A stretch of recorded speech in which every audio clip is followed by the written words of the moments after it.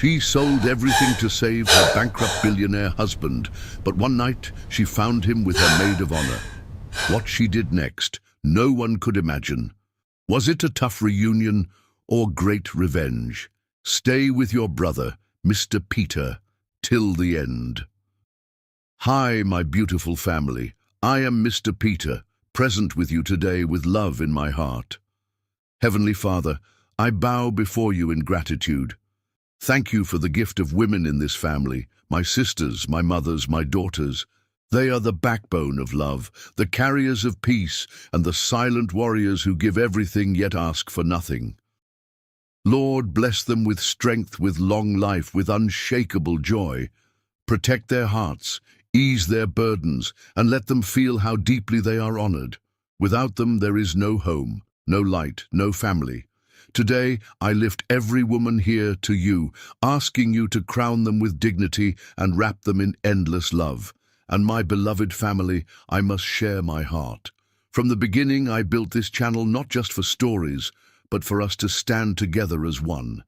Every view, every listen, every moment you give means my hard work is alive and not in vain. I know some who come here for the first time may struggle with trust, but remember, I am here, I am real, and my love for you is true. As long as I live, I promise this: my women family will always be honored, respected, and loved at the highest level. If your heart is true, right present. If your love is real, right, I am with Mr. Peter. Destiny has a wicked sense of humor, choosing to strike when a woman least expects her world to shatter and rebuild itself in a single heartbeat. Solace Raven moved through the Metropolitan Museum's grand ballroom like poetry in motion, her emerald silk gown catching light from 1,000 crystal teardrops suspended from the magnificent chandelier above.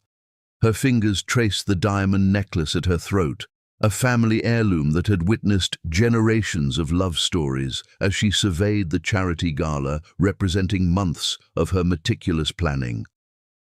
The orchid arrangements need adjustment on the east wall, she whispered into her pearl-encrusted headset, her voice carrying quiet authority that had made her Manhattan's most coveted event coordinator.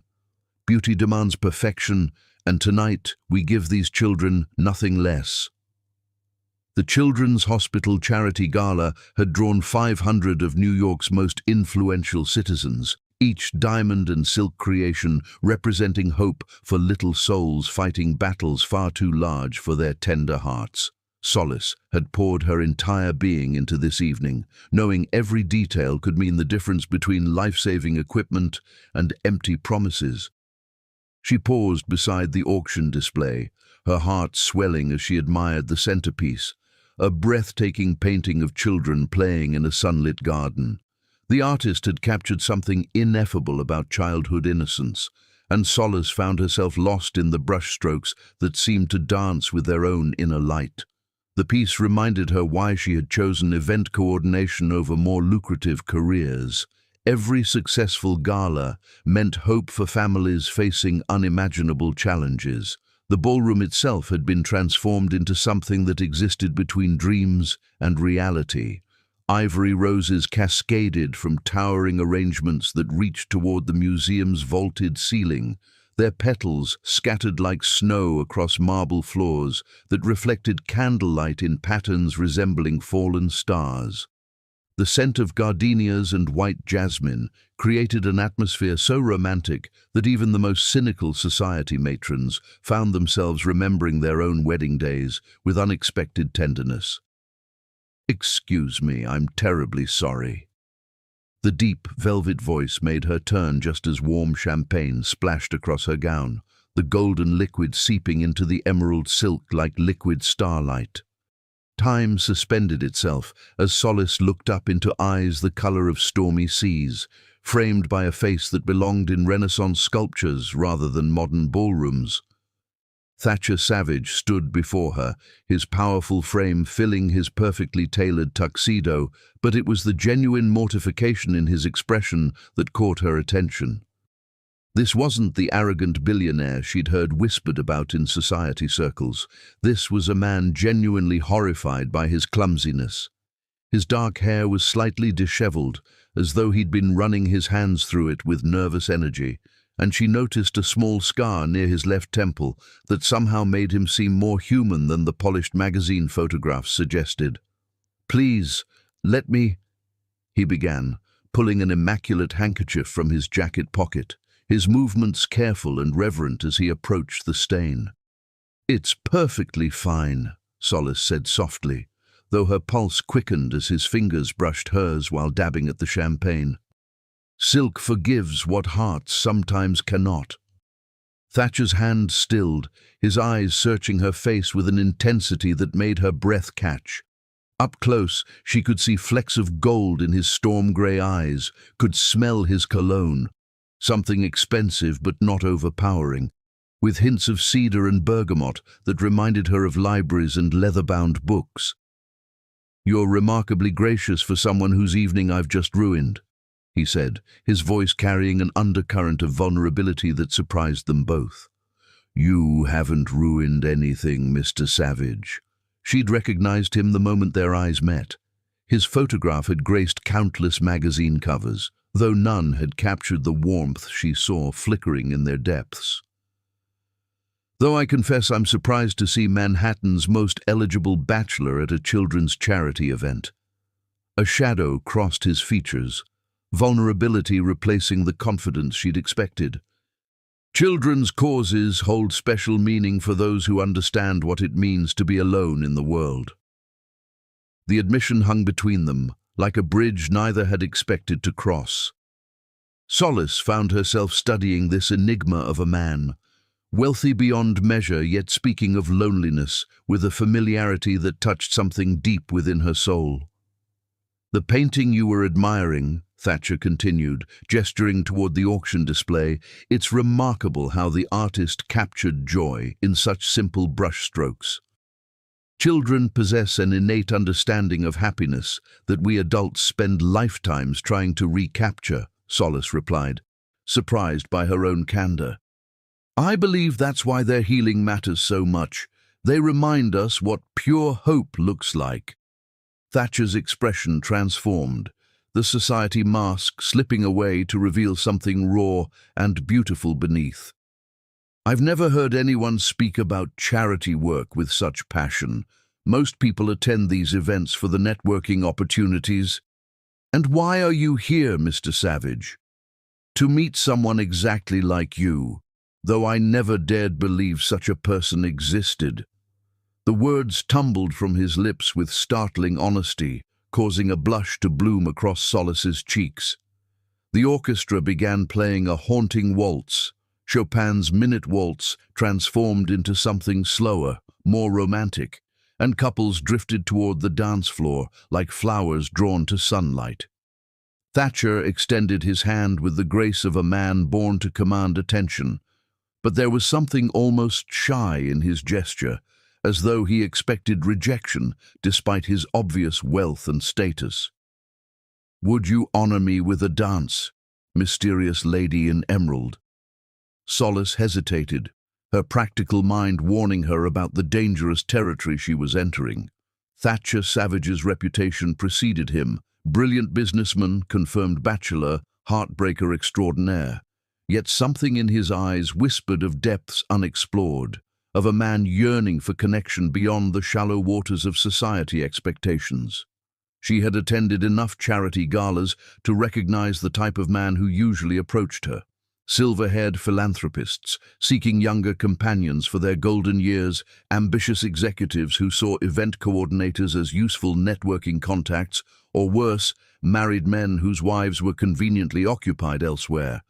But Thatcher seemed different, genuinely nervous despite his obvious advantages. "One dance," she conceded, placing her hand in his.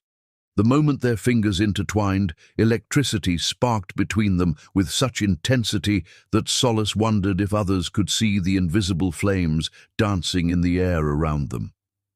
Thatcher led her onto the marble floor, with movements that spoke of expensive lessons and natural rhythm. but it was the way he held her, as if she were made of precious crystal, that made her heart skip.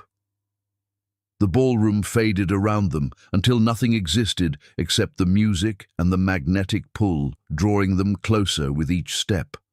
Other couples swirled past in blurs of color and movement, but Solace felt as though she and Thatcher occupied their own private universe, where time moved differently and possibilities hung in the air like promises waiting to be fulfilled.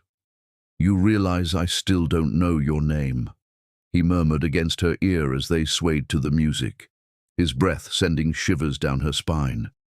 "Solace," she whispered, the word carrying more weight than a simple introduction. "Solace, Raven. Solace." He repeated her name like a prayer, his voice wrapping around each syllable with reverence. "It suits you perfectly. You emanate a peace I've never encountered before." As they danced, Solace found herself discovering facets of this man that contradicted everything she'd heard about Manhattan's most notorious bachelor. He listened more than he spoke, asked thoughtful questions about her work and dreams, and seemed genuinely interested in her responses, rather than simply waiting for his turn to talk.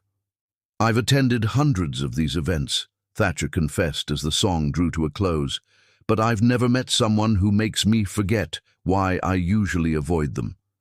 "And why do you avoid them?" Solace asked, though she suspected she already knew the answer. "Because they're filled with people who see dollar signs when they look at me, not a man searching for something real in a world of beautiful facades." The honesty in his admission took her breath away. Here stood one of the world's most powerful men, yet he spoke with the vulnerability of someone who had learned that money couldn't purchase the things that mattered most. When the auction began, Solace watched in amazement as Thatcher bid $50,000 on the children's garden painting, not for the prestige, but because he'd noticed her admiration for it earlier. "Why?" she asked as applause erupted around them. "Because when you looked at that painting, your entire face lit up with wonder. I wanted to see that expression again." As the evening wound to its close and guests began departing into the star-studded night, Thatcher walked Solace to the museum's grand entrance. The autumn air carried hints of change, and she pulled her silk wrap closer around her shoulders. "Have dinner with me," he said suddenly, the words carrying an urgency that surprised them both. Solace studied his face, seeing past the wealth and reputation to the man beneath. Someone who had touched her soul in ways she hadn't thought possible during a single evening. "One dinner won't change my life," she said finally, the words carrying a prophecy neither of them yet understood. How magnificently wrong she would prove to be. Chapter 2. Dancing in the Rain. Sometimes the universe conspires to teach us that the most beautiful moments bloom from the most unexpected storms. The rooftop restaurant overlooked Manhattan's glittering skyline like a jeweled crown. But Solace found herself far more captivated by the man sitting across from her than by the breathtaking view spreading beneath the star-studded heavens. Thatcher had surprised her by choosing intimacy over extravagance, this hidden gem where conversation mattered more than being seen. "Tell me about your dreams," Thatcher said, his hand moving gently around the rim of his wineglass as candlelight danced across his features. "Not your career ambitions or society expectations, your real dreams, the ones you whisper to the stars when no one else is listening." Solace felt her breath catch at the unexpected depth of his question. Men in her world typically asked about her work, her family connections, or her availability for future social events. None had ever inquired about the secret longings she carried in the quietest chambers of her heart. "I want to open an art therapy center for children," she admitted, surprised by her own honesty. "A place where young souls can heal through creativity, where broken spirits can discover they're actually artists waiting to bloom." Thatcher leaned forward, genuine interest lighting his features like dawn breaking over troubled waters. "What inspired such a beautiful vision?" "I spent time in hospitals as a child," Solace confessed, her voice growing soft with memory. Not as a patient, but visiting my younger cousin who battled illness for so long. I watched how drawing and painting gave him strength when medicine couldn't touch his spirit. He taught me that healing happens in colors and brushstrokes as much as in surgery and pills. "Where is your cousin now?" Thatcher asked gently. "Dancing among the angels," Solace whispered, tears threatening to spill.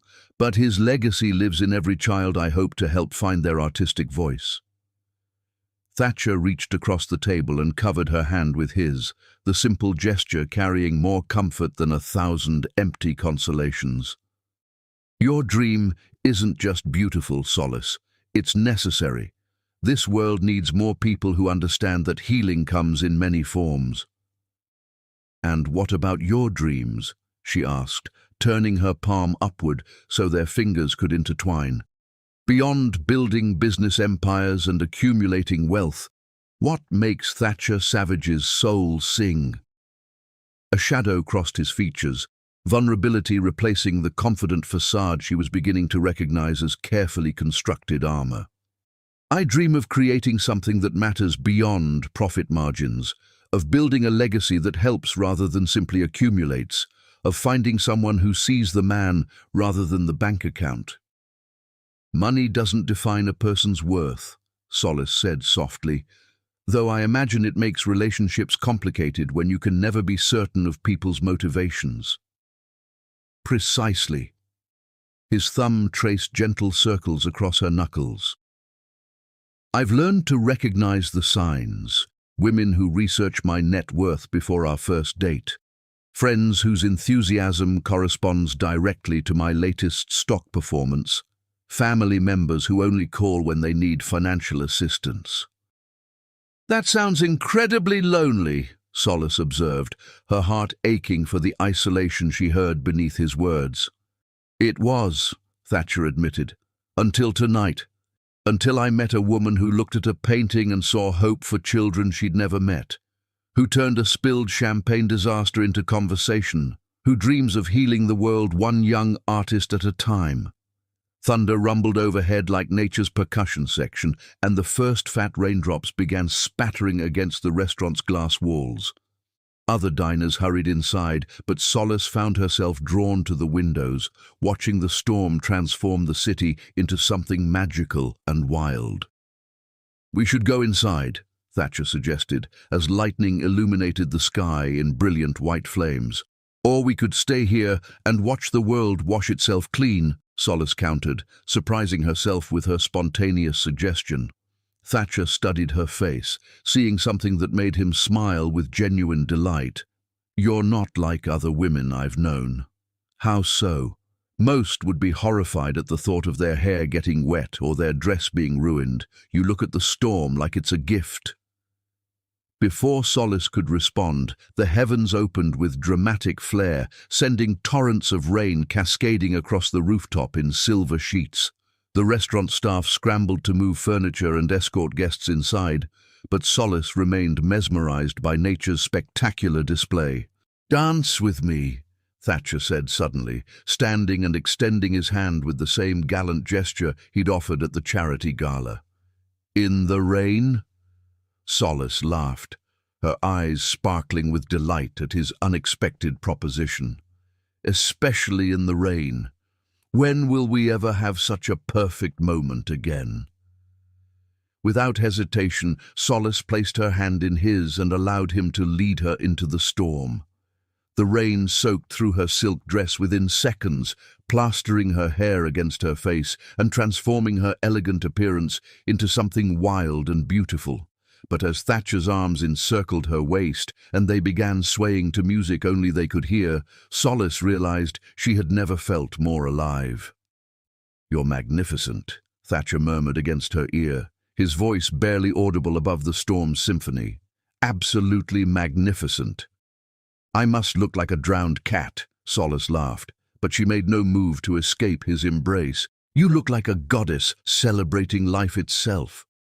His hands framed her face with infinite tenderness, thumbs brushing raindrops from her cheeks like precious pearls. I've never met anyone who embraces the unexpected with such joy." As lightning illuminated their faces, Thatcher leaned down and captured her lips in a kiss that tasted of rain and possibility. Solace had been kissed before, but never like this, never with such reverence, such promise, such perfect recognition of two souls finding their match in the midst of a storm. When they finally broke apart, both breathless and soaked to the skin, Solace realized that something fundamental had shifted in her world. This wasn't just attraction or infatuation. This was the kind of connection that poets wrote sonnets about, the kind of love that made ordinary people capable of extraordinary things. "I should get you home before you catch pneumonia," Thatcher said reluctantly, though his arms remained securely around her waist. "Probably wise," Solace agreed, though she made no effort to step away from his warmth. Over the following days, their courtship unfolded like a beautiful symphony, each encounter adding new layers to their growing connection. Thatcher took her to art galleries where they spent hours discussing the stories hidden within brushstrokes and sculptures. They walked through Central Park, feeding ducks and sharing childhood memories on park benches worn smooth by countless other love stories. Unlike the flashy displays of wealth she might have expected, Thatcher seemed determined to show her his heart rather than his portfolio. He listened when she spoke about her work, asked thoughtful questions about her family, and shared stories of his own childhood loneliness with a vulnerability that touched her soul. "I've never had anyone take such genuine interest in my thoughts," Solace confessed during one of their quiet dinners at a small Italian restaurant tucked away from the society scene. "I find everything about you fascinating," Thatcher replied. "The way you tilt your head when you're thinking deeply, how your eyes light up when you talk about helping children, the fact that you choose substance over surface every single time. And I love how you notice details that other people overlook," Solace responded. "You see the world through an artist's eyes, even though you've spent your life building business empires." When Hope Langley, Solace's protective sister, voiced concerns about Thatcher's reputation, Solace found herself defending him with passionate conviction. "He's different than what people say," Solace insisted during lunch at their favorite cafe. "He's thoughtful and kind and genuinely interested in making the world better." "Just be careful," Hope warned, her eyes reflecting sisterly concern. "Rich men can be very charming when they want something." But Bardo Elsher, Solace's dearest friend since childhood, offered enthusiastic encouragement. "He's perfect for you," Bardo declared, her eyes sparkling with excitement. "I've never seen you so happy, so alive. He brings out a radiance in you that's absolutely breathtaking." As their relationship deepened, Solace discovered layers of complexity in Thatcher that contradicted every preconception about wealthy playboys.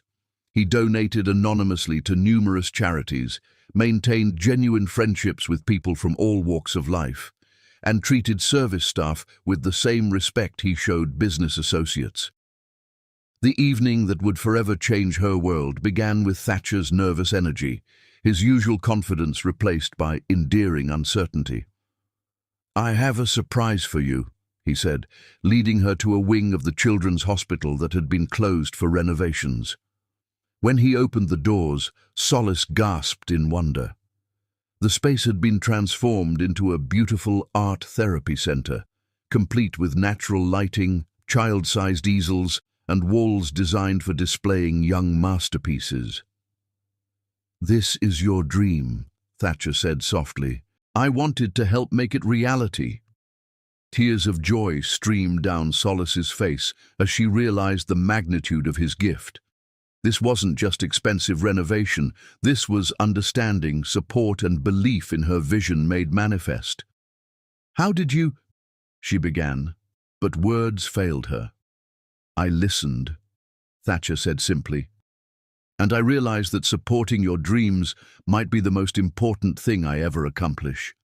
Standing in that beautiful space, surrounded by the promise of healing and hope, Solace understood that she had fallen completely and irrevocably in love with a man whose heart proved far more valuable than his fortune. Chapter 3. Promises in Paradise. Paradise isn't a place on any map. It's the moment when two hearts recognize they were created to beat in perfect harmony.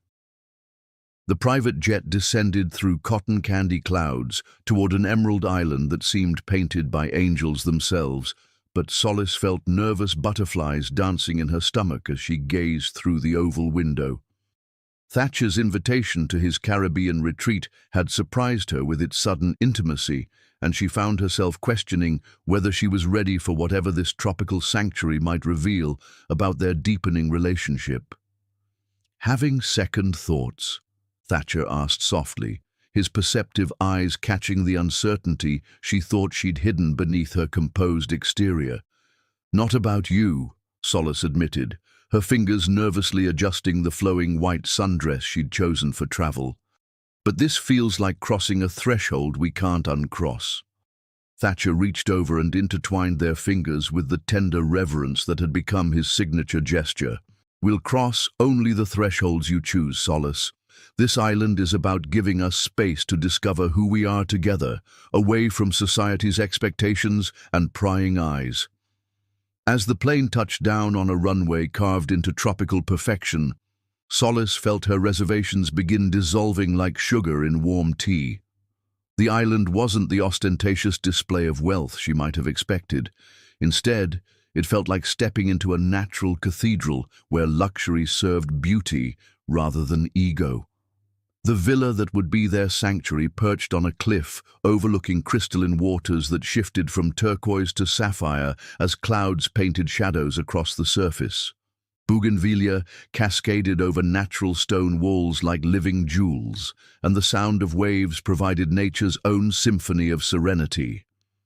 Exotic birds created flashes of brilliant color against emerald foliage, their songs weaving melodies that seemed composed specifically for lovers discovering paradise together. "It's breathtaking," Solace breathed, stepping onto the terrace where hummingbirds darted between flowering vines like tiny rainbow jewels. "I hoped you'd find it peaceful," Thatcher said, though she caught the nervous undertone in his voice. "I've never brought anyone here before. This place has always been my refuge from the world's demands." The admission touched something deep within Solace's heart. This island represented Thatcher's most private sanctuary, and by bringing her here, he was sharing the vulnerable spaces of his soul that no fortune could purchase or society could penetrate. Their first evening unfolded like poetry, written in candlelight and ocean breeze. Dinner appeared on the terrace as if by magic. Fresh seafood prepared by an invisible chef. Tropical flowers adorning a table set for two beneath a canopy of stars that seemed close enough to pluck from the velvet sky. The warm trade winds carried the intoxicating perfume of frangipani and jasmine, creating an atmosphere so romantic it felt almost surreal.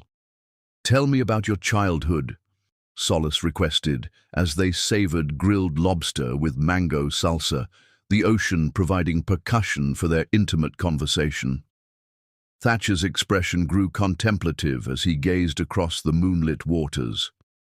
"Lonely, mostly. My parents viewed me as their heir rather than their child, someone to be groomed for success rather than cherished for simply existing. Boarding schools, summer business camps, dinners where the conversation centered on stock portfolios rather than dreams or fears." "That explains so much about you," Solace said gently, her heart aching for the boy who had been forced to become a businessman before learning to be a man. "How so?" "The way you notice details about people, how you listen so intently when others speak, your genuine surprise when someone shows interest in your thoughts rather than your wealth. You're still that little boy hoping someone will see him for who he is rather than what he possesses." Thatcher's eyes grew luminous with unshed tears. "You see me more clearly than I see myself sometimes." "Because I love what I see," Solace whispered, the words escaping before she could consider their weight. The silence that followed stretched between them like a bridge neither had expected to build so soon, but the truth hung in the tropical air with the sweetness of frangipani and the power of lightning about to strike. "I love you too," Thatcher said finally, his voice carrying wonder, as if he'd discovered a new continent within his own heart. "I've never said those words before, and meant them completely." They made love that night with the tenderness of souls recognizing their perfect match, the ocean's rhythm providing the soundtrack for their physical and emotional communion. Solace had known passion before, but never this profound sense of completeness, never this feeling that she'd found the other half of herself in someone else's embrace. The villa's master bedroom, with its flowing white curtains and panoramic view of the moonlit sea, became their private world where nothing existed beyond their whispered promises and intertwined hearts. Over the following days, their connection deepened like roots finding rich soil. They swam in hidden lagoons where tropical fish painted the water with living rainbows, the coral formations creating underwater gardens that rivaled anything human hands could design. They explored secluded beaches where their footprints in pristine sand marked the first steps of their journey toward forever, collecting shells that would become treasured memories of these perfect days. The island's natural wonders provided endless opportunities for discovery. They kayaked through mangrove tunnels where sunlight filtered through emerald canopies, creating cathedral-like spaces where only their whispered conversations disturbed the sacred silence. They hiked to hidden waterfalls where they bathed beneath cascading freshwater while rainbow mists created halos around their laughter. "I've been thinking about your art therapy center," Thatcher said one afternoon as they lounged in hammocks strung between coconut palms, the dappled sunlight creating patterns across their sun-warmed skin. "What about it?" Solace asked, turning to face him with curiosity. "What if we expanded the vision? What if we created a network of centers, places where children from all backgrounds could discover healing through creativity? We could build something that changes thousands of lives rather than just dozens." Solace felt her pulse quicken with excitement at the possibilities his suggestion opened. That would require enormous funding, careful planning, trained staff. All manageable obstacles when you have the right vision and the right partner. Thatcher's eyes held depths of possibility that took her breath away. "I've spent so long accumulating wealth without understanding its true purpose. Maybe I was meant to use it to make your dreams bigger than you ever dared imagine." "You would do that?" Solace asked, though she already knew the answer in her heart. "I would do anything to see that light in your eyes every day for the rest of my life." Their conversations during these magical days revealed layers of compatibility that went beyond physical attraction or shared interests. They discovered they both loved reading poetry under starlight. Both felt moved by classical music that seemed to speak directly to their souls. Both believed that true wealth lay in experiences shared rather than possessions accumulated. They talked about everything, childhood fears that had shaped their adult perspectives, dreams that seemed too audacious to voice aloud, hopes for a future that included not just personal happiness, but meaningful contribution to the world's healing. That evening, as they strolled along the beach where waves whispered ancient secrets to the shore, Thatcher stopped walking and turned to face her with an expression that made her heart skip several beats. The setting sun painted the sky in shades of coral and gold, creating a backdrop so beautiful it seemed designed by divine providence for this perfect moment. "Solace," he began, his voice carrying the weight of momentous words, "I need to tell you something that I've never shared with another living soul." She waited, sensing the importance of whatever revelation was coming. "I've been alone my entire life, even when surrounded by people. I've attended countless social gatherings where I was the guest of honor, yet felt completely isolated. I've had relationships that looked perfect from the outside but left me feeling emptier than before." He cupped her face in his hands with infinite gentleness. But with you, I've discovered what it means to truly be seen, truly be known, truly be loved for who I am rather than what I can provide. Tears of joy streamed down Solace's cheeks as she recognized the profound gift of his vulnerability. "You've given me something I never believed possible," Thatcher continued, his voice growing stronger with conviction. "You've given me a home in your heart, a purpose beyond profit, and a future worth building together."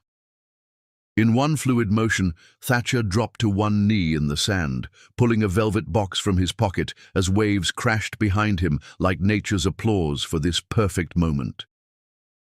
"This ring belonged to my grandmother," he said, opening the box to reveal an exquisite emerald surrounded by diamonds that caught the moonlight like captured stars.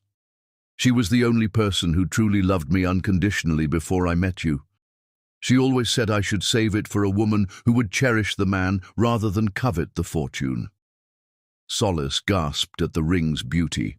But more than that, she was moved by the legacy it represented. Love passed down through generations, waiting for the right moment to bloom again. "Solace Raven," Thatcher said, his voice trembling with emotion. "Will you marry me? Will you build a life with me where love matters more than wealth? Where dreams become reality through partnership, where two souls become one heart beating for something larger than ourselves?" "Yes," Solace whispered, then louder with joy that could have powered the island's electricity. "Yes, yes, yes." As Thatcher slipped the emerald ring onto her finger, Solace realized that she had found something rarer than any precious stone. She had found a love that would transform them both into the best versions of themselves, a partnership that would create beauty in the world long after their own footprints in the sand had been washed away by time's inevitable tide. Chapter 4. Fairy Tale Wedding. Some moments in life deserve to be preserved in crystal and starlight, woven into eternity's fabric where true love stories live forever. The Metropolitan Museum had been transformed into something existing between dreams and reality, where ivory silk and cascading white roses created an altar worthy of the love story about to be consecrated within its hallowed walls. Solace stood before the antique mirror in the museum's private bridal suite, her reflection showing a woman who had discovered that fairy tales could indeed come true for those brave enough to believe in forever. Her wedding gown flowed like liquid moonlight, the vintage lace that had adorned her grandmother's shoulders now gracing her own in a beautiful continuation of family legacy. The emerald engagement ring caught the light from crystal chandeliers, but it was the radiant joy illuminating her features that truly made her breathtaking. "You look like an angel descended from heaven itself," Hope Langley whispered, her eyes misting with tears as she adjusted the cathedral train that would follow her sister down the aisle like a cloud of silk and dreams. "I feel like I'm about to step into the most beautiful chapter of my life," Solace replied, her voice trembling with anticipation and overwhelming gratitude for the miracle of finding her soulmate in a world that often seemed devoid of genuine connection. Bardo Elsher bustled around the bridal suite with the enthusiasm of someone living vicariously through her dearest friend's happiness, her own emerald silk gown, chosen to complement the bride's ring, making her look like a woodland fairy, tasked with ensuring everything remained perfect for this magical celebration. "I still can't believe you're marrying Manhattan's most eligible bachelor," Bardo gushed, making final adjustments to Solace's veil. "When you walked into that charity gala, did you ever imagine you'd walk out with Prince Charming?" "I walked out with something far more precious than Prince Charming," Solace corrected gently. "I found my perfect match, my partner, my home." As the processional music began filtering through the museum's speakers like audible honey, Solace felt her heart expand with such pure joy that she wondered if it might simply float out of her chest and dance among the crystal teardrops of the chandeliers above. The great hall had been arranged to showcase both grandeur and intimacy, with 500 guests seated among arrangements of white peonies and ivory roses that seemed to glow with their own inner light. But as Solace began her walk down the flower-strewn aisle, the entire gathering faded into soft focus until only one person remained crystal clear. Thatcher, standing at the altar with tears of joy streaming down his face as he watched his bride approach. He looked magnificent in his custom-tailored morning coat, but it was the expression of wonder and devotion in his eyes that made Solace's breath catch in her throat. This powerful man who commanded boardrooms and influenced markets stood before God and witnesses looking as though he'd been granted a miracle he'd never dared request. When they joined hands at the altar, the world seemed to pause and hold its breath, recognizing that something sacred was taking place within these ancient walls, where countless love stories had been blessed and celebrated throughout the decades. "Dearly beloved," the minister began, his voice carrying the weight of ceremony and sanctity, "we gather today to witness the union of two hearts that have found their perfect complement in one another." The traditional words washed over the assembled guests, but Solace and Thatcher remained lost in each other's eyes, their connection so profound that the elegant ceremony became merely the beautiful backdrop for their private communion of souls. When the moment came for personal vows, Thatcher's voice trembled with emotion as he spoke words that came directly from his transformed heart. "Solace, before I met you, I thought I understood what it meant to be successful. I measured my worth in dollars and achievements, in recognition and power. But you taught me that true wealth lies in finding someone who sees your soul and loves what they discover there." His thumb traced gentle circles across her knuckles as tears of joy sparkled like diamonds on her cheeks. "You showed me that the greatest fortune isn't what a man accumulates, but what he's willing to share. I promise to treasure your heart above all earthly riches, to support your dreams as passionately as you've embraced mine, and to love you with every breath I draw until my last day on this earth." Solace's response came through happy tears that made her voice sound like silver bells touched by morning dew. "Thatcher, you've given me something I never knew I was searching for. A love that sees beyond surface beauty to the essence beneath, a partnership that makes us both stronger than we could ever be alone. I promise to stand beside you through prosperity and challenge, to celebrate your victories and comfort your defeats, to build our dreams together until we create something more beautiful than either of us could imagine individually. For richer or poorer, in joy and sorrow, I choose you today and always." When the minister pronounced them husband and wife, their kiss tasted of promises kept and adventures yet to come, of a love story just beginning despite feeling as though it had been written in the stars since the dawn of time. The reception flowed like champagne and laughter, with toasts that honored not just the bride and groom, but the magic that had brought them together against all odds.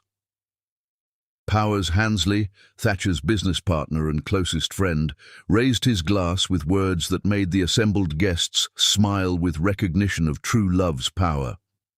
"I've known Thatcher Savage for many years, and I've watched him conquer every challenge the business world could present. But I've never seen him conquered by anything until he met Solace.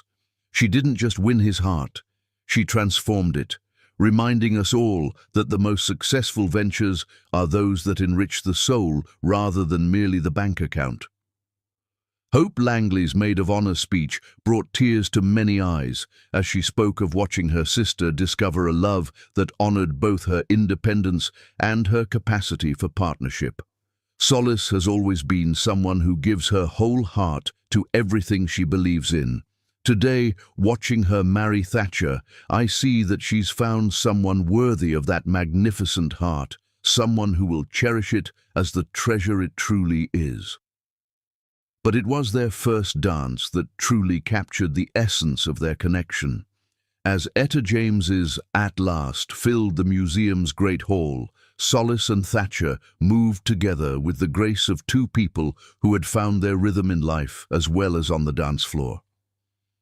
"How does it feel to be Mrs. Savage?" Thatcher murmured against her ear as they swayed to music that seemed written specifically for their love story.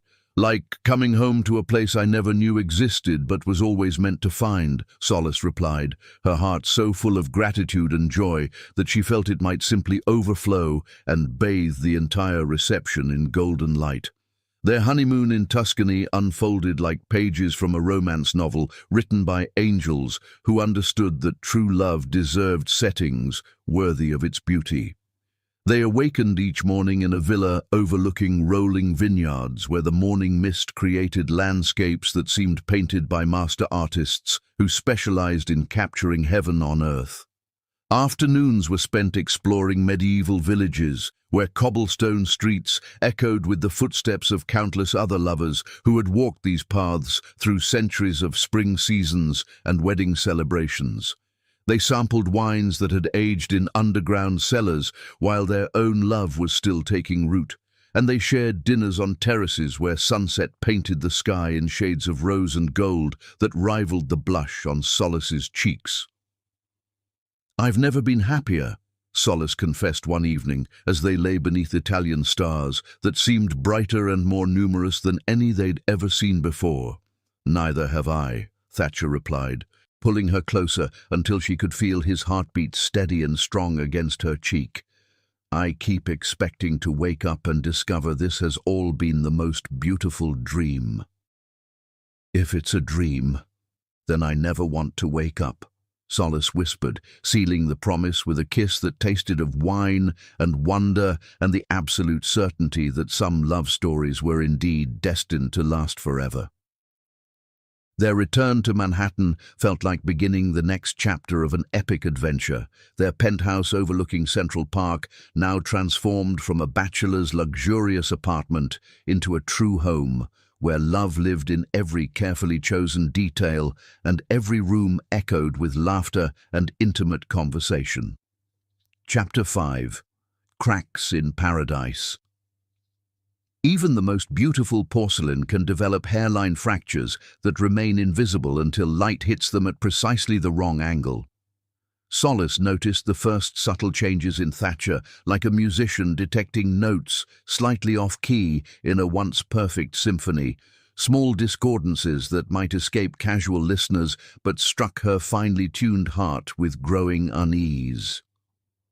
The man who had once greeted her each evening with eyes lighting up like harbor beacons now often stared through her as though seeing problems existing in dimensions she couldn't access.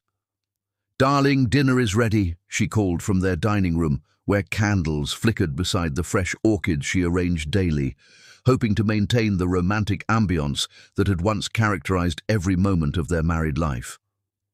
"Give me 10 more minutes," Thatcher replied from his home office, his voice carrying the distracted tone that had become as familiar as it was concerning.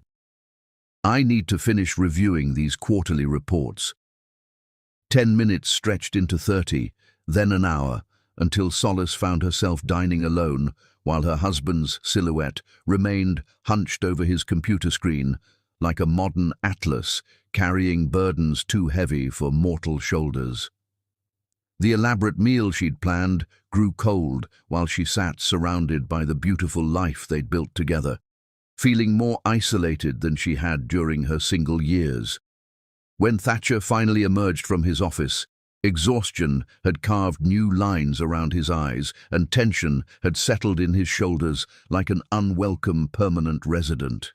"I'm sorry," he said automatically, the apology as rehearsed as it was inadequate. "The markets have been unpredictable lately, and I need to stay on top of every development." "You've been saying that for weeks," Solace observed gently, rising to heat his neglected dinner. "Perhaps it's time to tell me what's really happening." "Nothing you need to worry about," Thatcher deflected, accepting the warmed plate with a gratitude that somehow felt more distant than appreciation should. "Business always has its challenges. This is just a particularly demanding period." But Solace's intuition, sharpened by deep love and careful observation, detected the tremor in his voice that suggested his troubles ran deeper than routine corporate stress. The man who had once shared his every thought and feeling with enthusiastic transparency had erected invisible barriers that seemed to grow higher with each passing conversation. Their art therapy center had officially opened to tremendous success, with children's laughter echoing through halls that Thatcher had funded with such generous enthusiasm. Yet when Solace tried to share stories of breakthrough moments and healing victories, she found herself speaking to a husband whose mind remained trapped in whatever private hell was consuming his thoughts. Today, little Emma painted her first picture since the accident. Solace shared over breakfast, hoping to recapture some of their former connection through discussion of the cause they both cherished. She's been silent for weeks, but something about mixing watercolors helped her find her voice again. "That's wonderful," Thatcher replied, but his eyes never left his smartphone screen, where messages arrived with the relentless urgency of digital thunderstorms. "Thatcher," Solace said firmly, her patience finally reaching its limit, "please look at me when I'm speaking to you." He glanced up with the guilty expression of a student caught daydreaming in class, attempting a smile that didn't quite reach his troubled eyes. "I'm sorry, darling, I'm listening." "No, you're not," Solace replied with the gentle honesty that had always characterized their relationship. "You're physically present, but emotionally you're somewhere else entirely. Where have you gone, and how do I find you again?" For a moment, vulnerability flickered across Thatcher's features like lightning illuminating storm clouds, and Solace glimpsed the frightened man hiding behind his successful facade. But just as quickly, the shutters slammed closed again. "I'm right here," he insisted, though they both knew it wasn't true. "I'm just dealing with some complicated business situations that require intense focus." "What kind of situations?" Solace pressed, recognizing that their marriage's foundation demanded complete honesty even when truth proved uncomfortable. "Market fluctuations, investment challenges, the usual corporate headaches," Thatcher replied with practiced vagueness. "Nothing that won't resolve itself with proper attention and strategic planning." But late that night, as Thatcher worked in his office with the desperate intensity of someone fighting an invisible war, Solace crept close enough to overhear fragments of hushed phone conversations that painted a far more alarming picture than his reassuring words had suggested. "We can't afford another quarter like this one," she heard him whisper into his phone, desperation making his voice sound foreign and frightened. "If the Patterson deal doesn't close, we're looking at catastrophic losses." Her heart clenched as she recognized the weight of genuine terror in her husband's voice, the sound of a man watching his world crumble despite his best efforts to hold everything together through sheer determination and denial. The following evening brought Powers Hansley to their penthouse for what was supposed to be a social dinner, but quickly devolved into an intense business conference that excluded Solace from her own dining room. She retreated to their bedroom, pretending to read, while actually straining to catch snippets of conversation that drifted through the walls like smoke from a distant fire. "The Singapore project was supposed to be our safety net." Power's voice carried stress that matched Thatcher's recent transformation. "Now it's become another liability we can't afford." "There has to be a solution," Thatcher replied with the stubborn determination of someone refusing to accept defeat. "We've weathered difficult periods before." "Not like this," Powers responded grimly. "This isn't a temporary downturn. This is systematic collapse across multiple sectors simultaneously." When Powers finally departed, leaving behind an atmosphere heavy with unspoken fears, Solace found Thatcher standing at their floor-to-ceiling windows, staring out at the glittering city lights as though searching for answers written in the urban constellation below. "Talk to me," she pleaded, approaching him with the careful tenderness reserved for wounded animals. "Please don't carry this burden alone." "I can handle it," Thatcher insisted, but his reflection in the window showed a man who looked anything but capable of handling whatever storms were battering his professional life. "We promised to share everything," Solace reminded him, her hand finding his shoulder where tension had knotted his muscles into painful sculptures. "For richer or poorer, remember?" At those words, Thatcher's carefully maintained composure finally cracked like ice, breaking under unbearable weight. His shoulders sagged, as though invisible chains had been dragging him toward some terrible precipice, and when he turned to face her, Solace saw fear naked in his eyes for the first time since they'd met. "The company is in serious trouble," he admitted, the words seeming to tear themselves from his throat like confessions extracted under torture. "We've made some catastrophic investment decisions, trusted the wrong advisors, expanded too aggressively into volatile markets." "How serious?" Solace asked, though part of her already suspected the answer would reshape their beautiful life in ways she couldn't yet imagine. "Serious enough that we might lose everything," Thatcher whispered, his voice breaking on the admission. "The penthouse, the island, the lifestyle you've grown accustomed to, all of it could disappear if I can't find a way to turn things around." Solace felt the ground shift beneath her feet, but not because of potential financial loss. What devastated her was realizing that her husband, the man who had shared his deepest vulnerabilities during their courtship, had been suffering alone for weeks while she remained oblivious to his pain. "Why didn't you tell me sooner?" she asked, her heart breaking not for their threatened fortune, but for the walls that had grown between them during his crisis. "Because I was supposed to protect you from this," Thatcher replied, shame coloring his voice. "Because I was supposed to be strong enough to fix everything before you ever had to worry." "That's not how marriage works," Solace said firmly, taking his hands in hers with the same determination she'd shown when accepting his proposal in the island sand. "We're partners, remember? Your problems are my problems, your fights are my fights." As they held each other in their endangered paradise, neither could imagine how much deeper into darkness their troubles would soon descend, or how severely their love would be tested by betrayals that would make financial ruin seem like a gentle inconvenience. Chapter 6. When Love Means Sacrifice.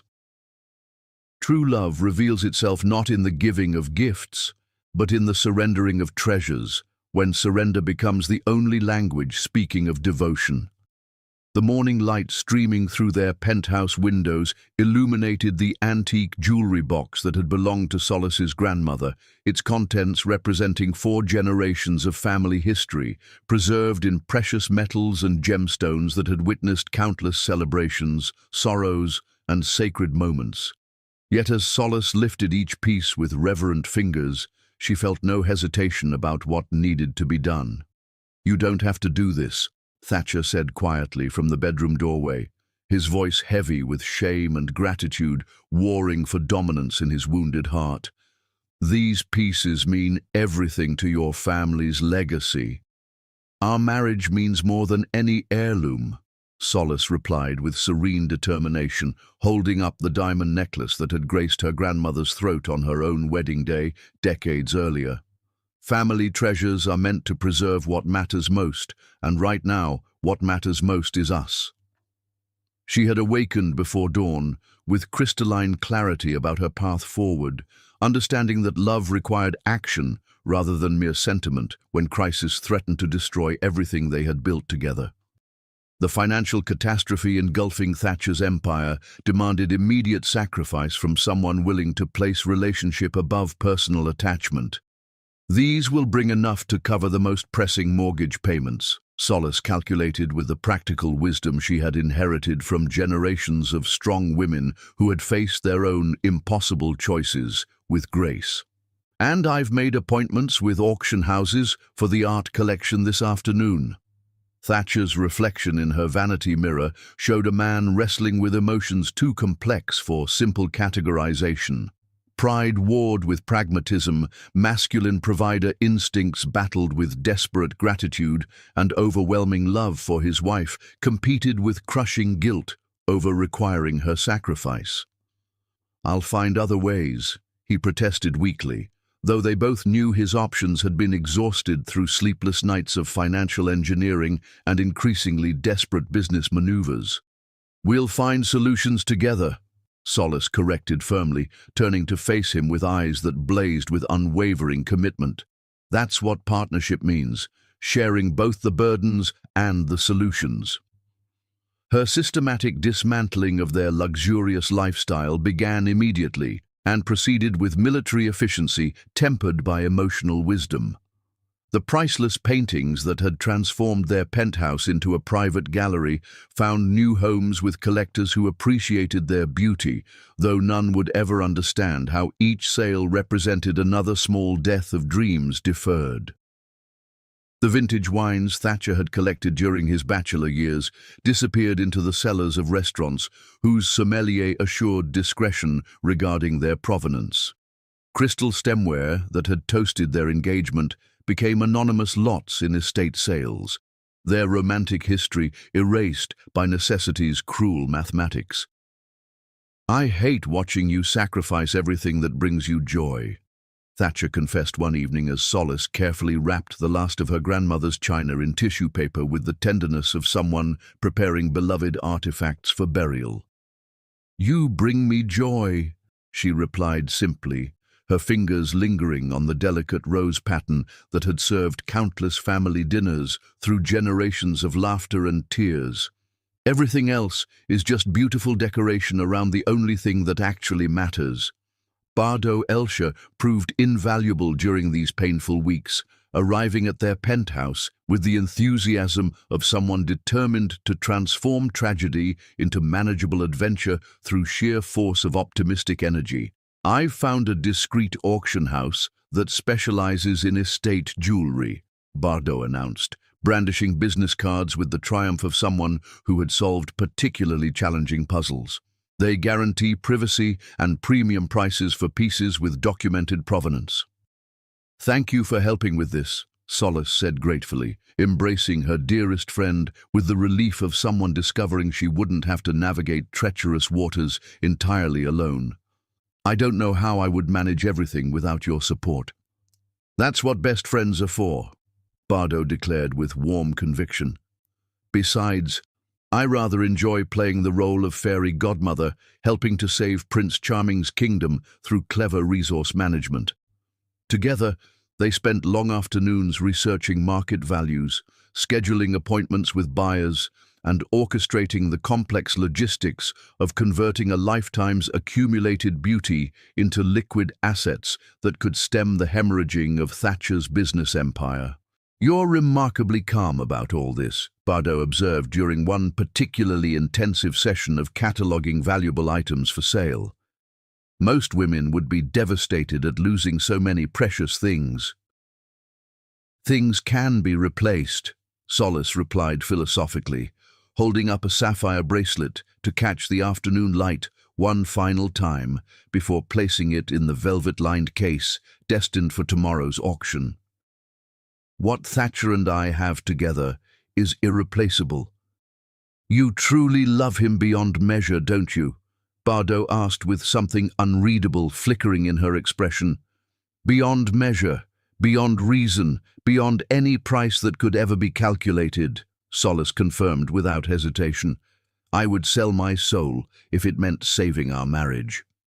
The mortgage crisis reached its crescendo during a particularly brutal week when foreclosure notices began arriving with the regularity of daily newspapers, each official document representing another countdown to potential homelessness despite their penthouse's luxurious facade. "The bank won't extend our deadline beyond the end of this month," Thatcher reported, after returning from what he diplomatically termed a negotiation session, but which had clearly been a humiliating exercise in begging for mercy from unsympathetic financial institutions.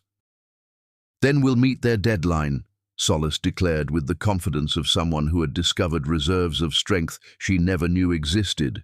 "I received the check from the jewelry auction this morning, and the final art pieces sell tomorrow." She had taken additional measures that she hadn't yet shared with Thatcher, obtaining employment with a catering company that specialized in the same high society events she had once attended as guest rather than server. The irony wasn't lost on her. She now worked behind the scenes at galas, similar to the one where she had met her husband, her hands serving champagne to people who had once considered her their social equal. The physical demands of catering work left her exhausted but strangely fulfilled, each paycheck representing tangible contribution to their survival that no inherited jewelry could match. She returned home each evening with aching feet and tired muscles, but also with the satisfaction of someone actively fighting for her marriage rather than passively watching it crumble. "You're working too hard," Thatcher observed one night as he massaged her shoulders with the gentle reverence of someone handling spun glass. "I see how exhausted you are every evening." "I'm working exactly as hard as necessary," Solace replied, leaning into his touch with gratitude for these moments of intimacy that reminded her why every sacrifice felt worthwhile. "And I'm not tired. I'm energized by doing everything possible to save what we've built together." The final mortgage payment represented the culmination of weeks that had transformed them from a wealthy couple into something more valuable. True partners who had learned that love could survive the loss of everything except each other. "We did it," Thatcher whispered, as they held the receipt that proved their home remained safely theirs, his voice carrying wonder as though he couldn't quite believe their narrow escape from financial catastrophe. "We survived," Solace corrected gently, understanding that their victory represented not the end of their trials, but proof of their relationship's ability to weather storms that would have destroyed weaker foundations. As they celebrated with champagne purchased from their corner grocery store rather than imported from French vineyards, neither recognized that their greatest test still lay ahead, that the woman who had helped orchestrate their salvation was simultaneously orchestrating their destruction, and that betrayal often wears the face of friendship until the moment it reveals its true nature with devastating precision. But for tonight, holding each other in their saved home, while autumn rain painted silver patterns on their windows, they allowed themselves to believe that love had conquered all their demons and that their trials had ended rather than simply evolved into something infinitely more painful. Chapter 7. The Ultimate Betrayal. Sometimes the heart shatters so completely that the sound echoes through every room of a home that will never again deserve to be called sanctuary. The key turned in the penthouse lock with the familiar whisper of homecoming that had always filled Solace with warmth and anticipation. But today she moved through the entryway with the excited energy of someone bearing gifts that would transform ordinary evening into celebration. Hidden in her designer purse lay the surprise that had taken weeks to arrange: reservations at the intimate French restaurant where Thatcher had proposed expanding her art therapy dreams, along with a bottle of champagne vintage enough to honor their triumph over financial catastrophe. "Darling, I'm home early," she called toward the study where she expected to find her husband hunched over financial reports, finally allowing himself to breathe after their narrow escape from bankruptcy's clutches. "I have the most wonderful surprise planned for us tonight." Silence greeted her announcement with unusual weight, broken only by sounds drifting from their bedroom that made her pause with growing confusion. Soft laughter, intimate murmurs, the unmistakable rustle of silk against skin, sounds that belonged to her marriage but were occurring during hours when Thatcher should have been alone with his business recovery strategies. Solace set down her purse with hands that had begun trembling without conscious permission, her mind refusing to process the increasingly obvious explanation for what she was hearing. Surely Thatcher was conducting a business call, perhaps with international partners whose time zones demanded unusual meeting schedules. But as she approached their bedroom suite, the sounds grew clearer and more impossible to misinterpret. Whispered endearments in her husband's voice, breathless responses in tones that struck her heart like physical blows because she recognized the voice answering his intimate words. The bedroom door stood slightly ajar, creating a sliver of revelation that would forever divide her life into before and after this moment. Through that cruel gap, Solace witnessed the destruction of everything she had believed sacred, everything she had sacrificed to preserve, everything she had thought worth fighting to save. Thatcher lay entwined with Bardo Elsher in the bed where he and Solace had whispered their dreams and made love with the passion of soulmates who had found their perfect match. But now those same silk sheets wrapped around her husband and her dearest friend, their bodies moving together with the familiarity of lovers who had clearly shared this intimacy many times before. "God, Bardo," Thatcher murmured with reverent hunger as he traced kisses along her throat. "I've needed this so desperately."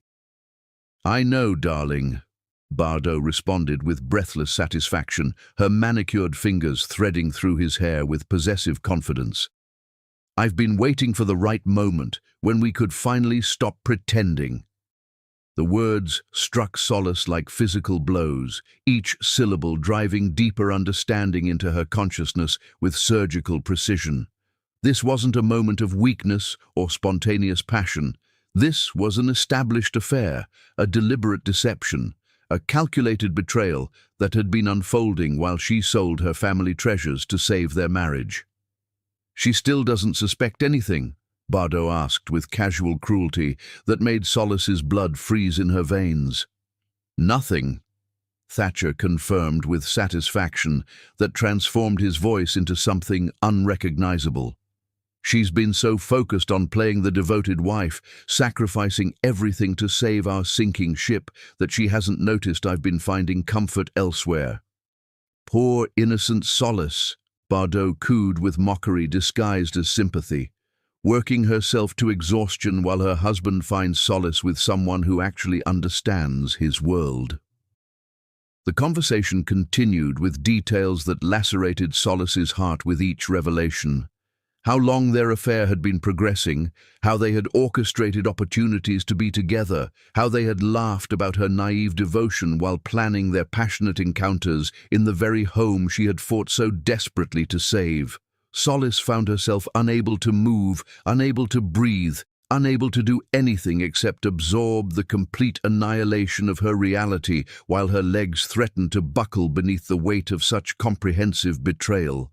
When movement finally returned to her frozen limbs, she pushed open the bedroom door with the mechanical precision of someone operating purely on autopilot, stepping into the space where her marriage had just died with all the ceremony of an execution.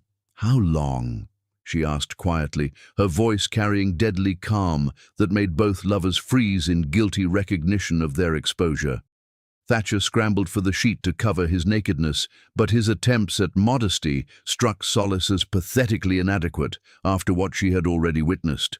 Bardo made no such effort, instead regarding her best friend with defiant challenge that revealed the true extent of her calculated cruelty. "Solace, this isn't what it looks like," Thatcher began with the automatic dishonesty of someone caught in indefensible circumstances. "Really?" Solace replied with bitter precision.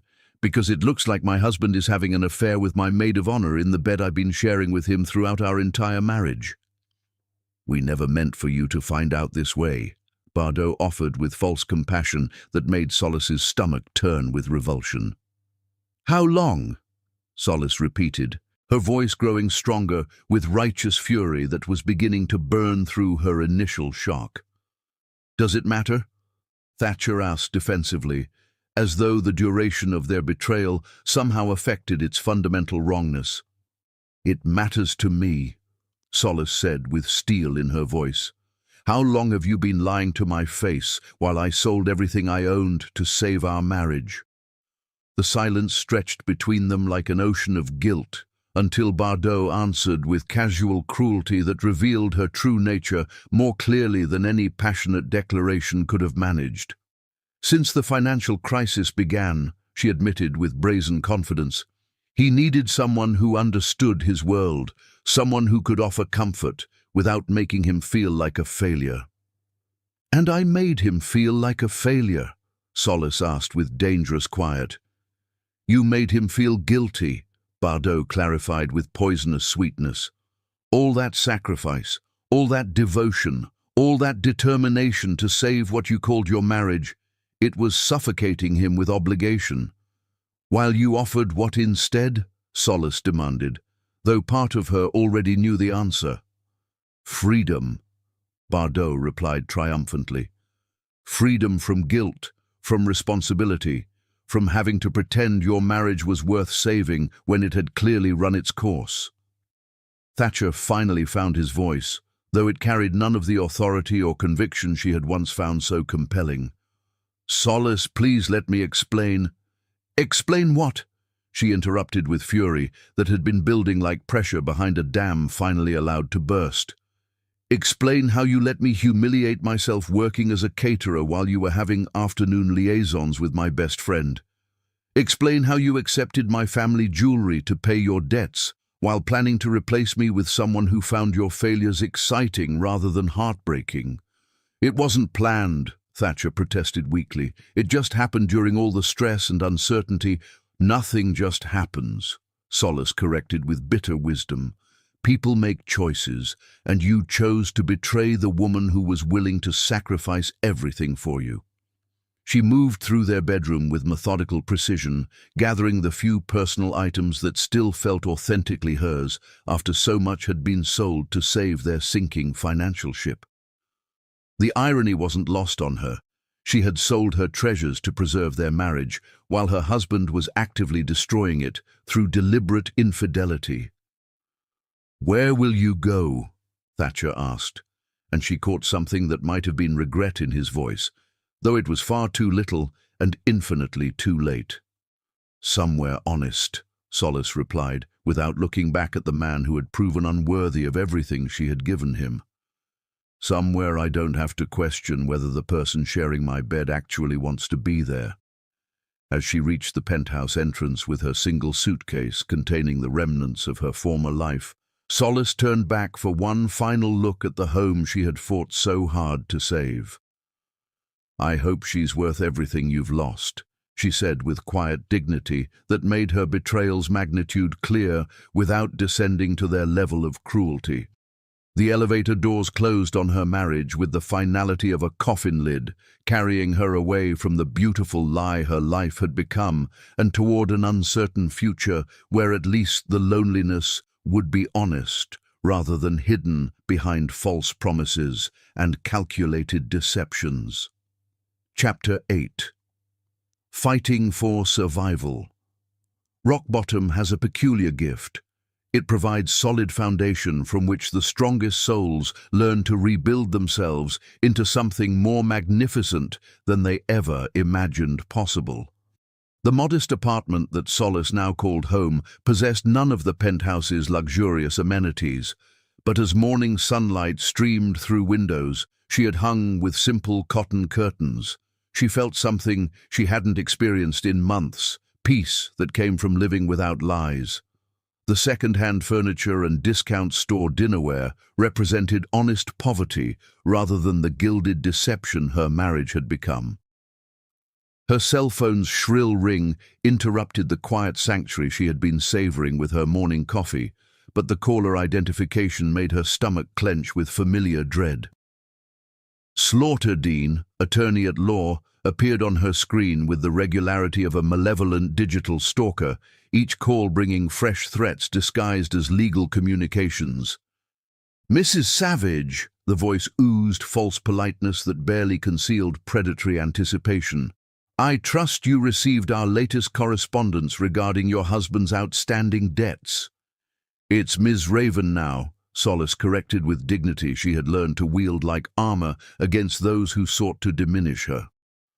"And I've told you repeatedly that I'm not responsible for debts I neither incurred nor authorized. Marriage creates joint liability in many financial situations," Slaughter-Dean continued, with the satisfaction of someone explaining inevitable doom to condemned prisoners. "Your signature appears on several documents that make you equally responsible for amounts totaling just over $2 million.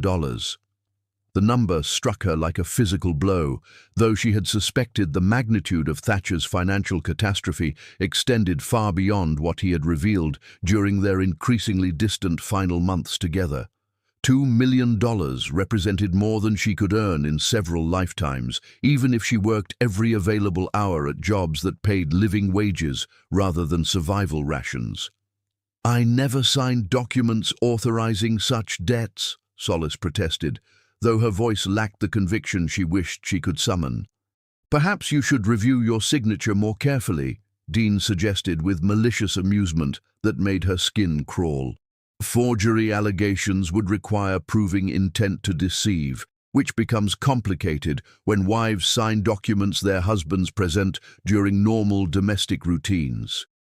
The implication sent cold terror down Solace's spine as she realized Thatcher must have obtained her signature on financial documents by disguising them as routine household paperwork, insurance forms, property deeds, investment authorizations that she had signed trustingly while focused on their domestic happiness rather than legal implications. "What exactly are you demanding?" she asked, though part of her already knew the answer would reshape her precarious new life in ways she wasn't prepared to handle. "Full payment within 30 days, or we begin asset seizure procedures," Dean announced with bureaucratic cruelty that reminded her why she had lost faith in the legal system's capacity for compassion. "Your current wages will be garnished, your bank accounts frozen, and any valuable possessions liquidated to satisfy outstanding obligations." After disconnecting the call that felt like a death sentence delivered through modern technology, Solace sat in her small kitchen surrounded by the humble possessions she had accumulated since leaving her marriage, understanding that even this modest sanctuary could be stripped away by legal mechanisms she didn't understand but couldn't escape. The business card lay crumpled in her purse, where she had carried it for weeks, without finding courage to make the call that might represent her only hope of survival. Atlas Hammer, attorney at law, had been recommended by the social worker at her art therapy center, someone who understood that good people sometimes needed protection from systems designed to benefit those with power rather than those seeking justice. "Mr. Hammer's office," answered a warm voice that carried none of the predatory anticipation she had learned to expect from legal professionals. "I'd like to schedule a consultation regarding debt collection harassment," Solace said, surprised by how steady her own voice sounded when discussing circumstances that threatened to destroy her carefully rebuilt stability. "Can you come in this afternoon?"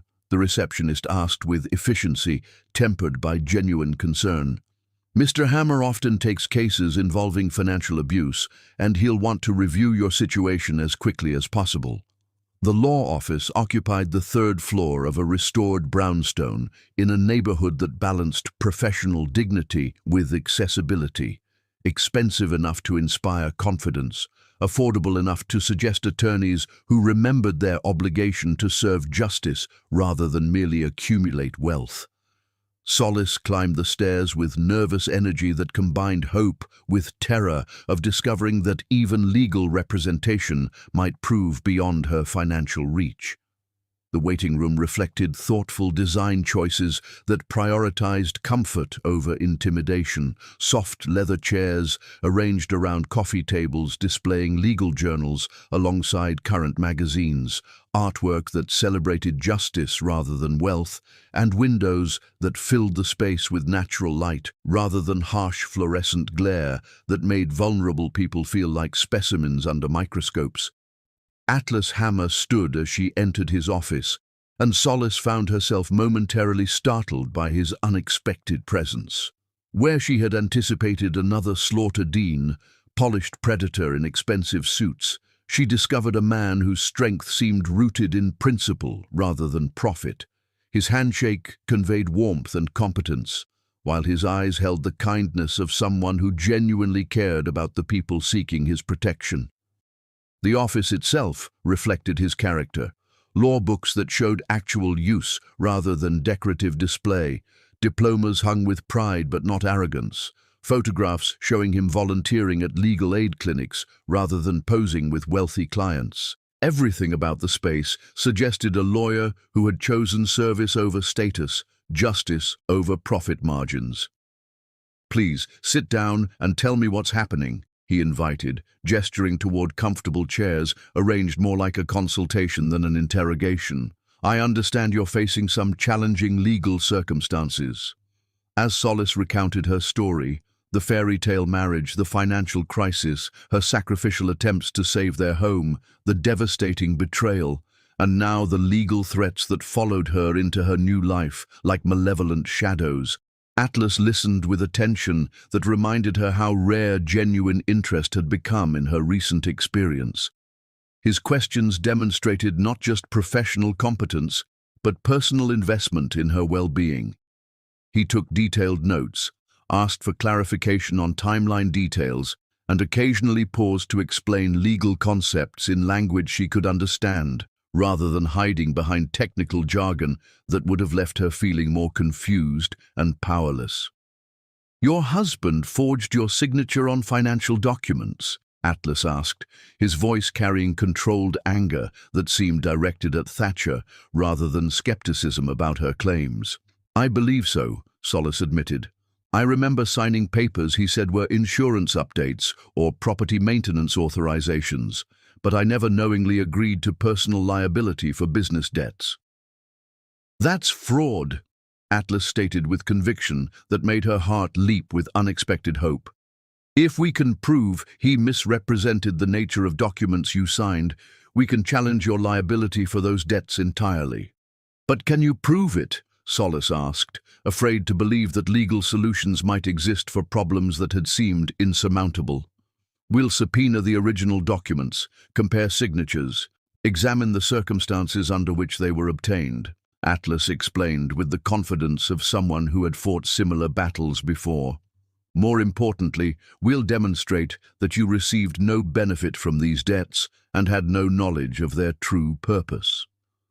His detailed explanation of their legal strategy revealed both technical expertise and strategic thinking that impressed her with its thoroughness. He outlined potential challenges they might face, explained the timeline for various legal procedures, and prepared her for the emotional demands of litigation without sugarcoating the difficulties ahead. "I can't afford extensive legal representation," Solace confessed with embarrassment that burned her cheeks. "I'm working as a catering assistant just to pay rent on a studio apartment." "This kind of case often qualifies for contingency representation," Atlas replied gently. "I only collect fees if we win your case, and then only from whatever settlement or judgment we obtain." The offer seemed too generous to be genuine, prompting Solace to study his face for signs of the deception she had learned to expect from men who made promises that sounded too good to be true. "Why would you take such a risk?" she asked directly. "Because I became a lawyer to protect people from exactly this kind of abuse," Atlas answered with simplicity that carried more conviction than elaborate legal arguments. "Your husband used your trust and your marriage to defraud you, then abandoned you to face consequences for his crimes. That's not just legally wrong, it's morally reprehensible."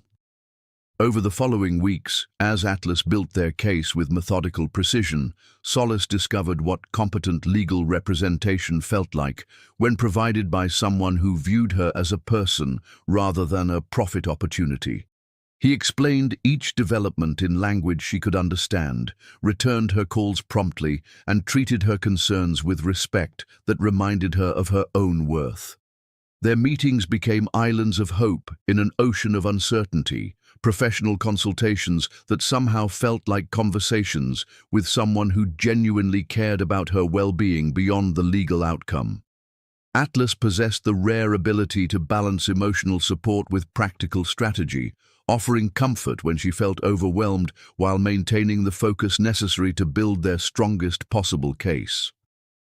The document analysis came back, Atlas announced during one of their regular meetings, his expression carrying satisfaction that made her pulse quicken with anticipation. 3 different handwriting experts confirm that your signatures were traced or forged on the most significant debt authorizations. "What does that mean for my case?" Solace asked, hardly daring to hope for complete vindication.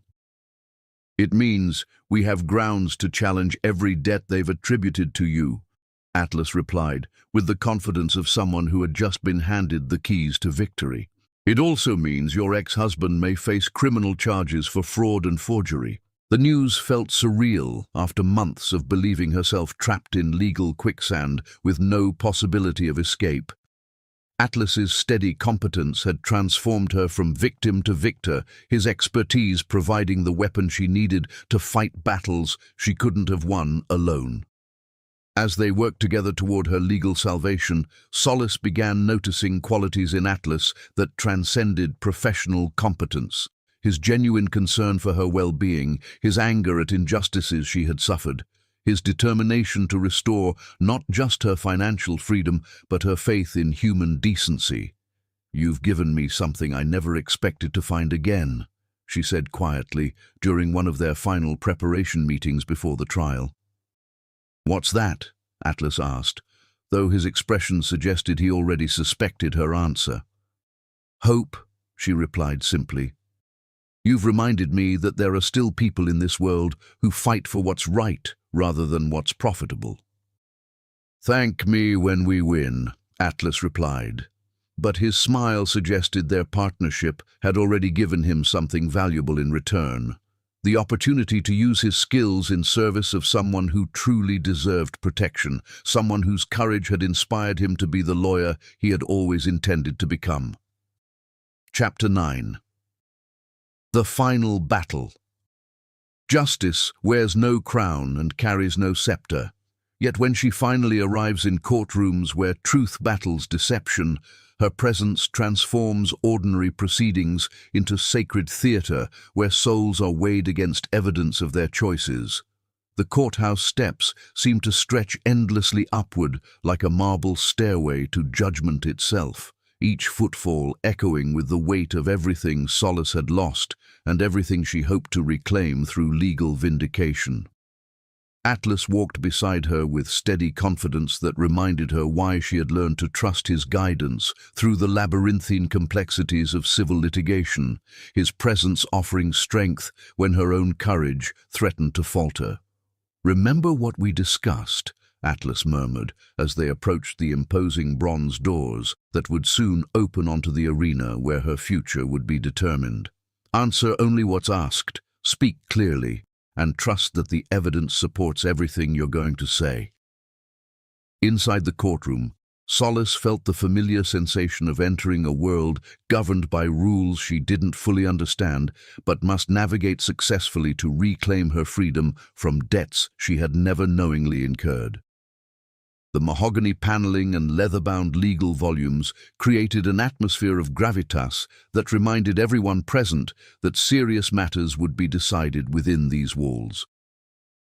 The gallery filled slowly with spectators drawn by the drama of a high-profile financial case, journalists with notebooks ready to capture every damaging revelation, legal professionals eager to witness Atlas Hammer's courtroom skills, and curious members of the public who had followed the story through media coverage.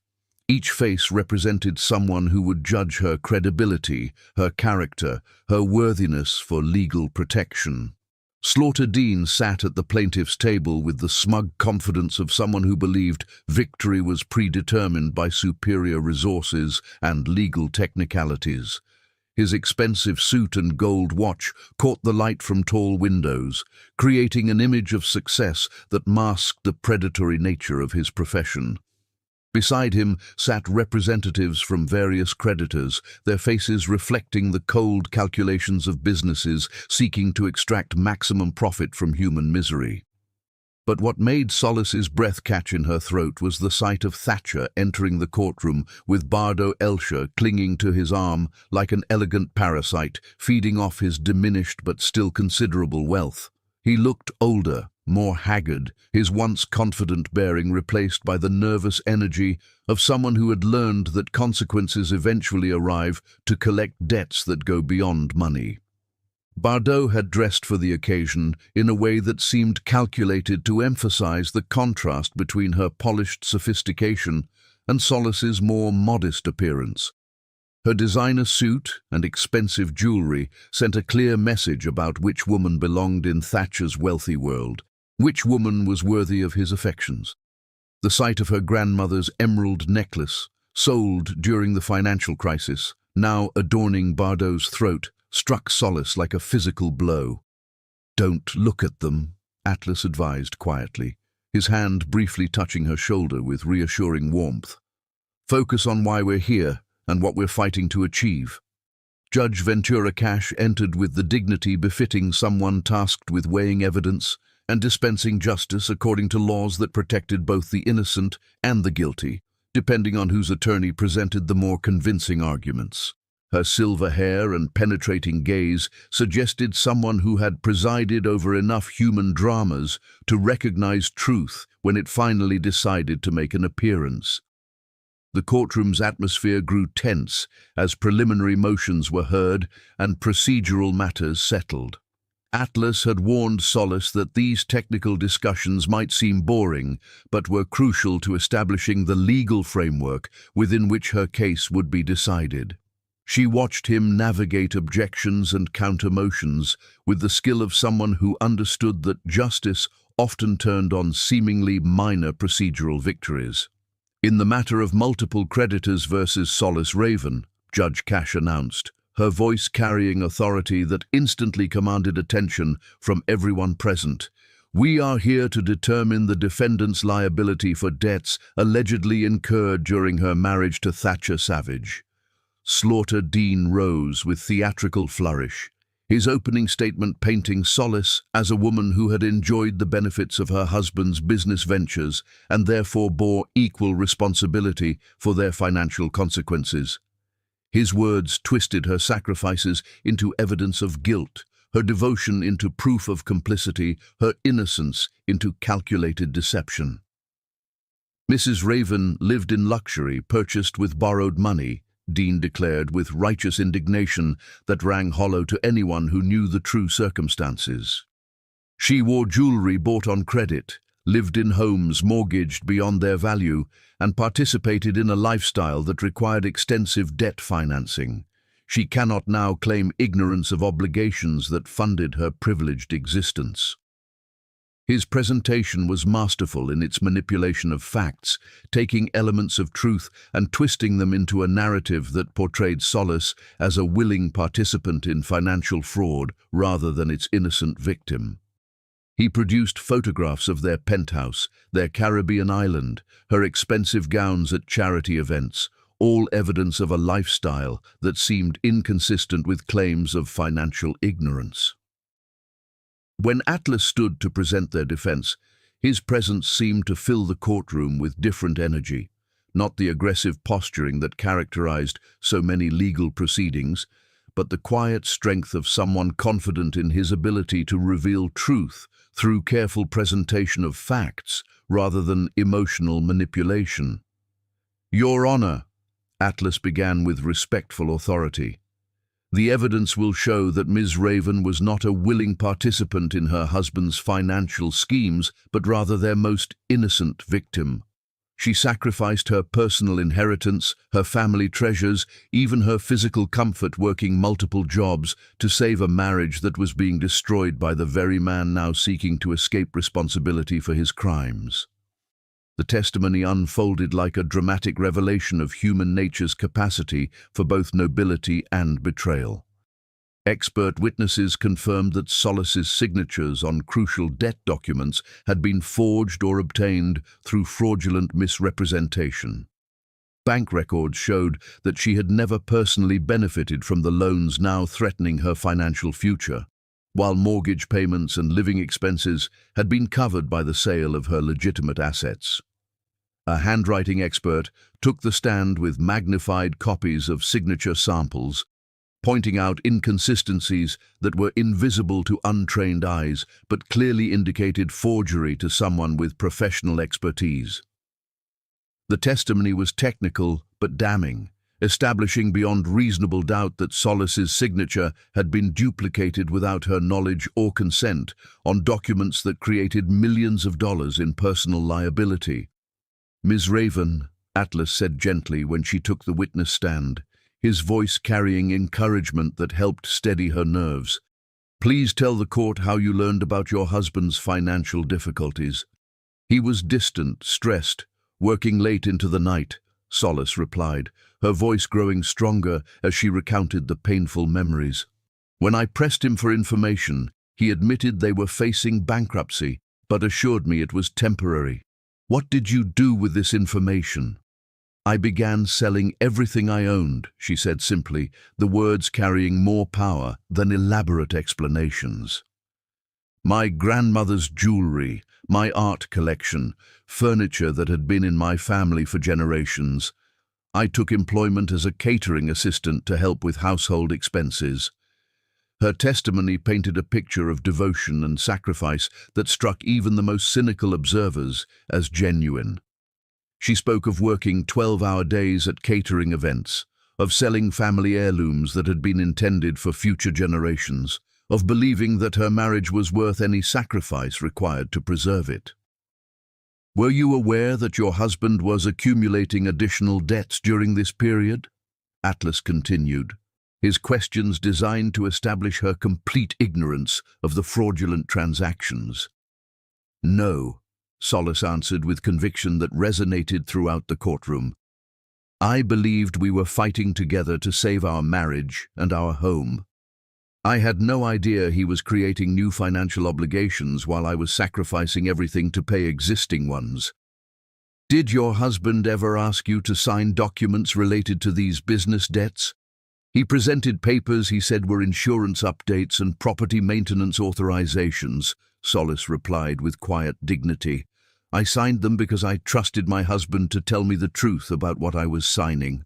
When Slaughter Dean cross-examined her, his questions grew increasingly aggressive as he failed to find inconsistencies in her testimony or evidence of the complicity his case required for success. His attacks on her character and motivations only served to make her appear more sympathetic to the jury, more clearly the victim of elaborate deception. Isn't it true that you signed documents your husband presented to you without reading them carefully? Dean demanded with accusatory intensity. I signed papers he told me were insurance updates and property maintenance authorizations, Solace replied with dignity intact. I trusted my husband to tell me the truth about what I was signing. That trust was misplaced, wasn't it? Yes, she admitted with quiet sadness. It was catastrophically misplaced. The most dramatic moment came when Thatcher himself took the witness stand, his testimony revealing a man wrestling with guilt and self-justification in equal measure.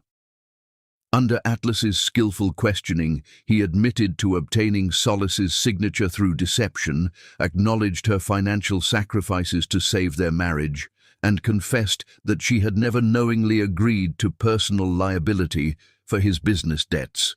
You forged your wife's signature on financial documents totaling over $2 million, Atlas stated with controlled precision, his voice carrying across the silent courtroom like an indictment from a higher power.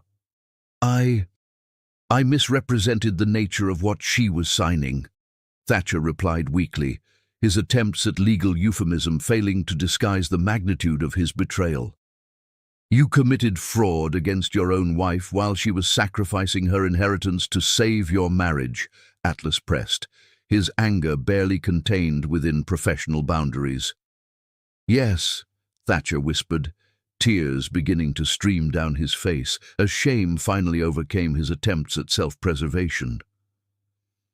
You allowed your wife to sell her family treasures while you were having an affair with her maid of honor, Atlas stated with controlled fury that made several jurors visibly react with disgust.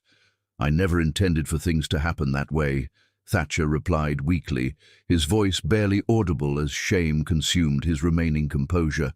But they did happen that way, didn't they, Mr. Savage? While Ms. Raven worked multiple jobs to save your marriage, you were destroying it through deliberate infidelity. Yes, Thatcher whispered, his admission carrying the weight of complete moral collapse. Yes, that's exactly what happened.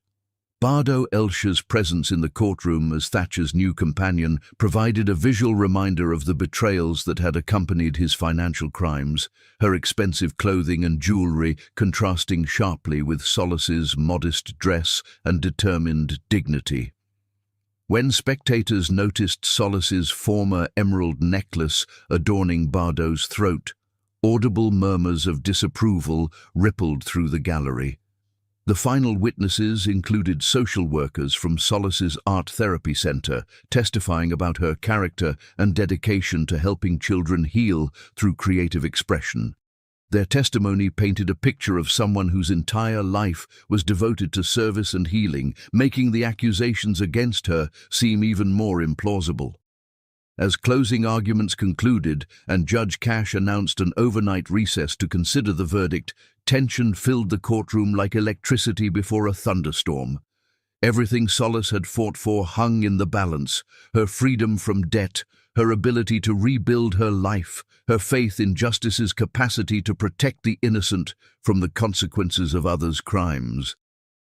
"Whatever happens tomorrow," Atlas said as they stood on the courthouse steps while autumn wind scattered leaves like scattered dreams around their feet, "you've already proven your strength and dignity.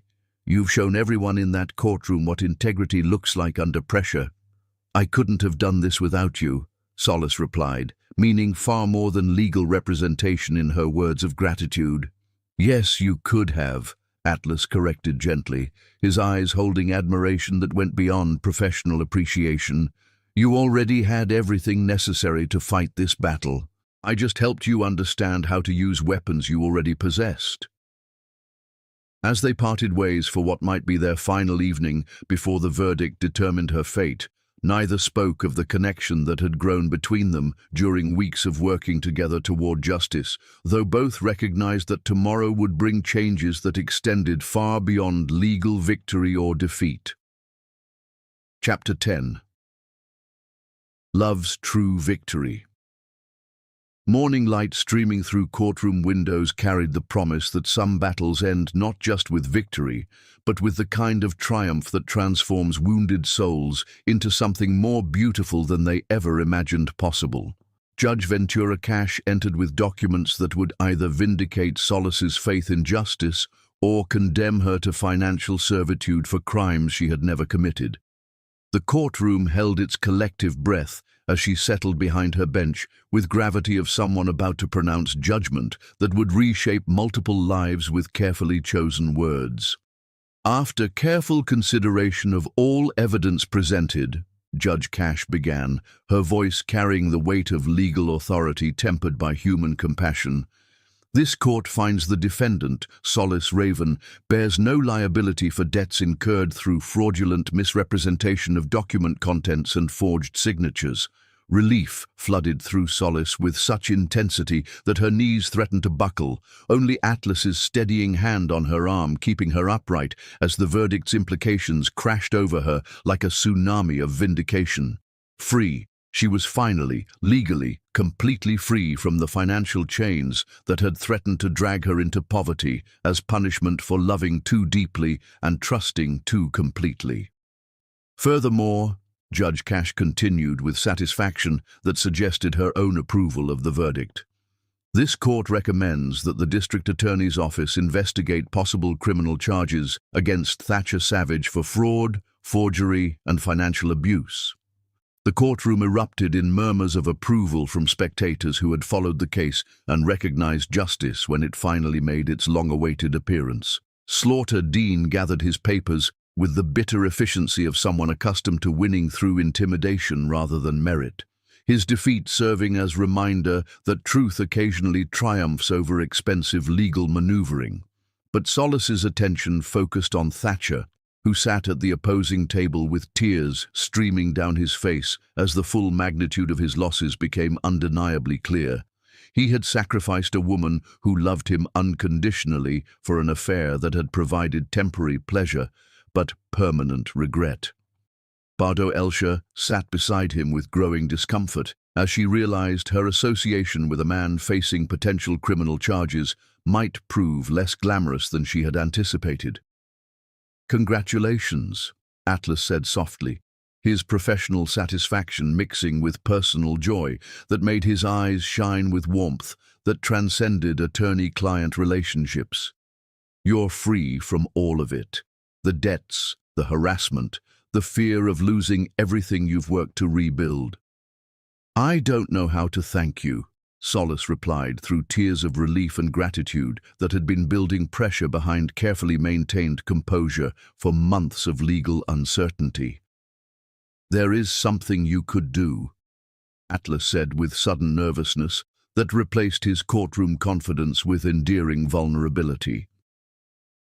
Before she could ask what he meant, Atlas moved with decisive grace that took her breath away. In the middle of the courtroom, where her legal victory had just been announced, with dozens of witnesses including her former husband and his mistress watching in stunned amazement, Atlas dropped to one knee on the polished marble floor. "Solace Raven," he said, his voice carrying across the suddenly silent courtroom with words that made her heart stop beating for several eternal seconds. "I've watched you face impossible challenges with dignity that inspired me to be a better lawyer and a better man." From his pocket, he produced a simple but beautiful ring, not the ostentatious display of wealth that might have been expected, but a classic solitaire that spoke of timeless elegance and sincere devotion rather than financial power. "I've fallen in love with your courage, your kindness, your refusal to become bitter despite betrayals that would have destroyed weaker spirits," Atlas continued, his voice growing stronger with conviction. "Will you marry me? Will you let me spend my life proving that some men are worthy of the trust you're brave enough to offer?" The proposal struck the courtroom like lightning, transforming a legal proceeding into something far more profound, a demonstration that love could indeed triumph over betrayal, that second chances existed for those courageous enough to risk their hearts again after devastating disappointment. "Yes," Solace whispered, then louder with joy that filled every corner of the room. "Yes, yes, yes." As Atlas slipped the ring onto her finger with reverent care, the courtroom erupted in spontaneous applause from strangers who recognized they were witnessing something remarkable. Not just legal victory, but the triumph of hope over despair, love over betrayal, faith over cynicism. Thatcher's sobs grew louder as he watched the woman he had thrown away accept a proposal from a man who clearly understood her worth. Bardot shifted uncomfortably in her seat, perhaps realizing for the first time that her victory in stealing another woman's husband had ultimately cost her the respect of everyone present, including the man she had won through deception. Judge Cash smiled from her bench with the satisfaction of someone who had presided over genuine justice rather than mere legal technicality. "Court is adjourned," she announced. "And may I offer congratulations to the happy couple." As Atlas helped Solace to her feet, both of them radiant with the joy of victory and new love, they turned to leave the courtroom that had witnessed not just legal vindication, but the beginning of a love story built on mutual respect rather than financial attraction. Behind them, Thatcher remained alone in his seat, crying as he finally understood the magnitude of what he had lost through his selfishness and betrayal. Bardot sat beside him but offered no comfort, her own discomfort suggesting she was already calculating her exit strategy from an association that no longer provided the social status she had sought. But Solace heard none of his tears, saw none of his regret.